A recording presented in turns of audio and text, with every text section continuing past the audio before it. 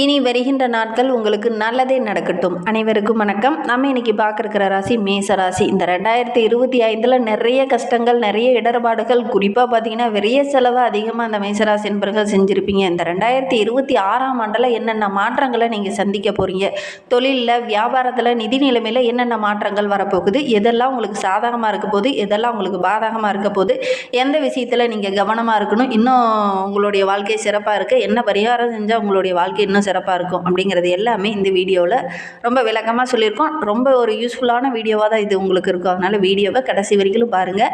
நீங்கள் இப்போ தான் ஃபஸ்ட் டைமாக நம்ம சேனலில் பார்க்குறதா இருந்தால் நம்ம சேனலை சப்ஸ்கிரைப் பண்ணிக்கோங்க. கூடவே இருக்கிற பெல் ஐக்கானையும் கிளிக் பண்ணிக்கோங்க. அப்போ தான் நாங்கள் போடுற ஒவ்வொரு வீடியோவுமே உங்களுக்கு நோட்டிஃபிகேஷனாக வரும். நீங்கள் மேசராசி அன்பராக இருந்தால் மறக்காமல் நம்மளுடைய சேனலுக்கு ஒரு லைக் கொடுத்துக்கோங்க. உங்களுக்கு ஜோதிட ரீதியாக ஏதாவது சந்தேகம் இருக்குது, ஜோதிடர்கிட்ட ஏதாவது ஆலோசனை வேணும் அப்படின்னா டிஸ்கிரிப்ஷனில் ஜோதிடரோட வாட்ஸ்அப் நம்பர் கொடுக்கப்பட்டிருக்கு. அந்த நம்பருக்கு கால் பண்ணி முன்பதிவு செய்துக்கோங்க. உங்களுடைய சந்தேகங்களுக்கு நல்ல ஒரு தீர்வு கிடைக்கும். மேச ராசி அப்படின்னா ராசியில் முதல் வரக்கூடிய ராசி அப்படிங்கிறதுனால உங்களுடைய அதிபதி செவ்வாய் கிரகம் என்பதனால இந்த மேச ராசியில் 3 நட்சத்திரம் இருக்குது. அஸ்வினி, பரணி, கிருத்திகை இதெல்லாம் வந்து மேச ராசியில் அடங்கும். இந்த ராசிக்காரங்களுக்கு ஏற்ற நிறம் அப்படின்னு பார்த்திங்கன்னா சிவப்பு நிறம்.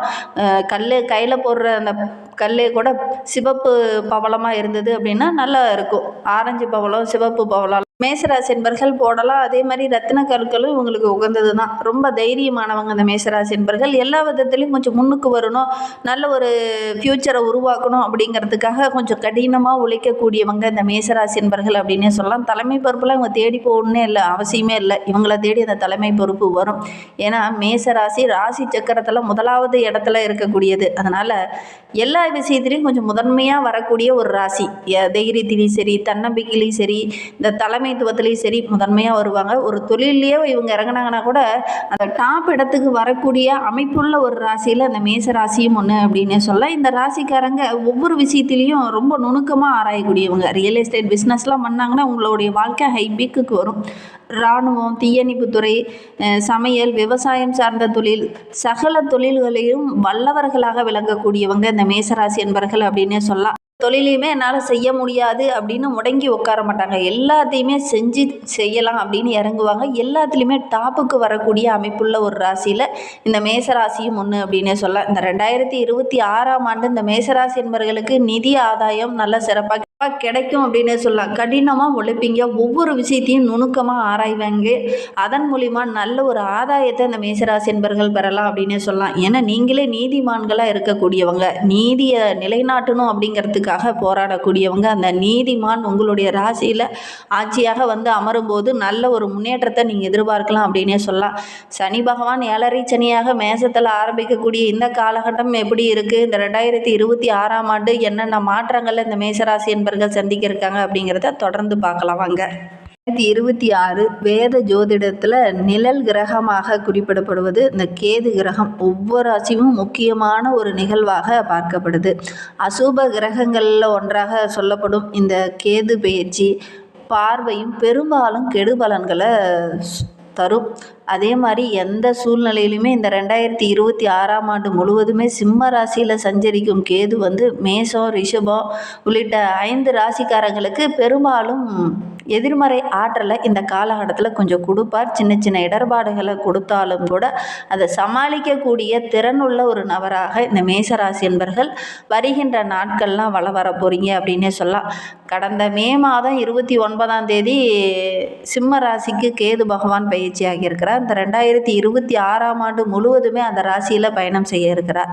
2026ஆம் ஆண்டு இறுதியில் பார்த்திங்கன்னா டிசம்பர் 5ஆம் நாள் வரை சிம்ம ராசியிலிருந்து கேது விலகி மற்ற கிரகங்களுடைய சஞ்சாரத்திற்கிடையே மற்ற கிரகங்களோடு தனித்துவமாக தொடர்பு கொண்டு மேஷம், ரிஷபம் உள்ளிட்ட 5 ராசிக்காரங்களுக்கு எதிர்மறை பலன்களை கொஞ்சம் கொடுப்பார் அப்படின்னே சொல்லலாம். காரணம் பார்த்திங்கன்னா செவ்வாய் போல் இதுவும் கொஞ்சம் ஆக்ரோஷமான கிரகம் தான். இப்போ ரொம்ப டக்குன்னு பொசுக்குன்னு கோபம் வரும். கேது கிரகங்களுடைய இந்த இடப்பெயர்ச்சியின் காரணமாக ஒரு சில எதிர்மறை பலன்கள் ஒரு சிலருக்கு ஏற்படும் அப்படின்னே சொல்லலாம். இந்த மேசராசி என்பவர்களுக்கு இந்த காலகட்டம் எப்படி இருக்குது அப்படிங்கிறத பார்க்கலாம். ஜாதகத்தில் 5வது வீட்டில் மாற்றத்தை கொண்டு வரக்கூடியவர் கேது. கல்வி சார்ந்த விஷயத்தில் கொஞ்சம் பின்னடைவை கொடுப்பார். அந்த வகையில் பார்க்கும்போது அந்த மேசராசி குழந்தைகள் கல்வி பயின்றுட்டு இருக்கிறீங்க அப்படின்னா அவங்களுக்கு சின்ன சின்ன எதிர்மறை பலன்கள் இந்த காலகட்டத்தில் கிடைக்கும். இந்த 2026 கிடைக்கும் அப்படின்னு சொல்லலாம். தேர்வில் கொஞ்சம் குறைந்த மதிப்பெண் எடுக்கிறது, மறதி போன்ற பிரச்சனைகள் வரும். போட்டித் தேர்வுலாம் கலந்துக்கிட்டிங்கன்னா கூட வாய்ப்புகள் கை நழுவி போகக்கூடிய ஒரு சூழ்நிலையில் இந்த காலகட்டத்தில் இந்த மேசராசி மாணவர்களுக்கு ஏற்படும் அப்படின்னு சொல்லலாம். அடுத்தடுத்து என்ன செய்யணும் அப்படிங்கிறது புரியாமல் ஒரு குழப்பமான சூழ்நிலை இந்த 2026 இந்த மேசராசி மாணவர்களுக்கு ஏற்படும் அப்படின்னே சொல்லலாம். குடும்ப உறவுகளிடையே சின்ன சின்ன சண்டை சச்சரவுகள், வாக்குவாதம் இதெல்லாம் வரத்துக்கான ஒரு சூழ்நிலை அமையும். மன அமைதி இல்லாமல் ஒரு சூழ்நிலையில் இந்த காலகட்டத்தில் ஏற்படும். வேலையில் கொஞ்சம் அலைச்சல், பதட்டம் இதெல்லாம் கொஞ்சம் வரும். கடினமாக உழைக்கிறதன் மூலிமா நல்ல ஒரு சாதகமான பலனை இந்த காலகட்டத்தில் இந்த மேசராசி என்பவர்கள் எதிர்பார்க்கலாம். ஏன்னா இந்த காலகட்டத்தில் தவறுதலான சில நண்பர்களுடைய அறிமுகம் கிடைக்கும். கவனமாக செயல்பட்டீங்க அப்படின்னா பெரிய பாதிப்பு, பெரிய இடர்பாடு இந்த மேசராசி என்பவர்களுக்கு ஏற்படாது அப்படின்னே சொல்லலாம்.